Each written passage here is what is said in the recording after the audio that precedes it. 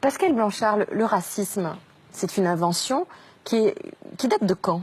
Le mot race apparaît au XVe siècle. Au départ, il permet de définir l'hérédité aristocratique. Donc on voit que ça part de loin quand même. Mais au XVIIe, grosso modo, le mot commence à désigner des peuples qu'on découvre.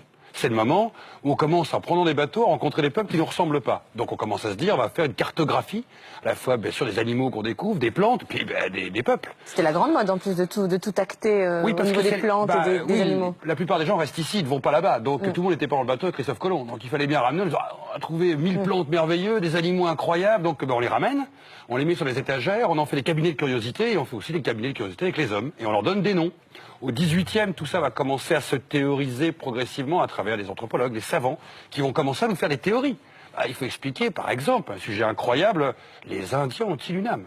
Parce que s'ils ont une âme, on ne peut pas les mettre en esclavage. S'ils en ont pas, ils peuvent devenir esclaves. On décide en 1550 qu'ils ont une âme. Donc on a fait venir les Noirs qui, eux, n'en ont pas. Mais qui a décidé que les Noirs n'avaient pas d'âme? Le pape. Valladolid, il y a cette célèbre controverse. Las Casas, c'est un débat. Ont-ils une âme? Mais ce ont-ils une âme décide quel est le destin d'à peu près 50 millions d'hommes. À la fin du 18e, grosso modo, on commence à les hiérarchiser. Alors on fait des études sur les crânes. Quand ça marche plus, qu'on découvre que les crânes asiatiques sont plus volumineux que les crânes des blancs, on fait plus de théorie sur les crânes, plus de théorie sur la couleur de la peau. Et on est bien d'accord que comme ce sont des occidentaux, plutôt blancs, qui ont déterminé tous ces signes... Alors on met plutôt le blanc au-dessus, oui, c'est plus facile. C'est rare de se mettre en bas soi-même d'une pile. Ce qui va se changer avec les racistes, c'est qu'on est esclave quand on est noir. Ce n'est plus le rapport au père et à la mère, c'est le rapport à la race. Celui qui naît avec une couleur a un destin. Et c'est cette couleur qui aurait un destin dans l'histoire de l'humanité.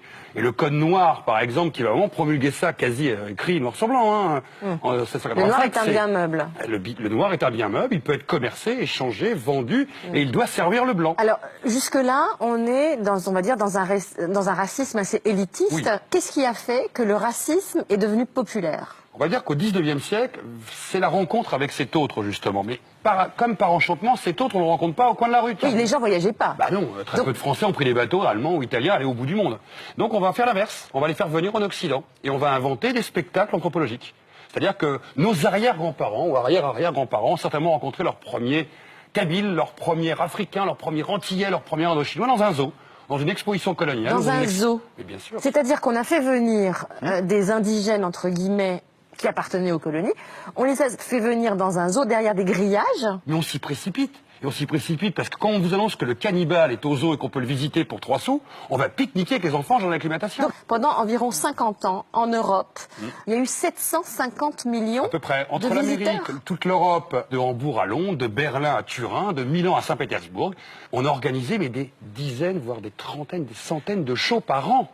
C'est-à-dire que 750 millions de visiteurs pour à peu près 30 000 exhibés sur 60 ans d'histoire.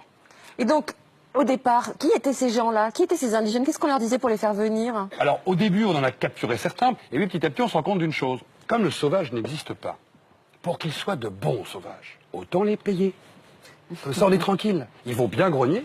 Ils vont manger la viande crue, ils vont se mettre en spectacle, parce qu'il y avait des fois 8 ou 9 représentations par jour. Le soir, ils allaient aux Folies Bergères, au Casino de Paris. Et le matin, il fallait qu'ils soient mesurés par les savants.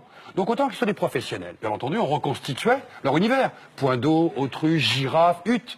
Et donc la meilleure façon d'avoir un sauvage, c'est de lui dire, tu gagnes tant, grogne bien. Mais nous, le petit blanc, qu'allons voir ça, on a 8-10 ans, quand on a vu le cannibale au zoo, et on y croit.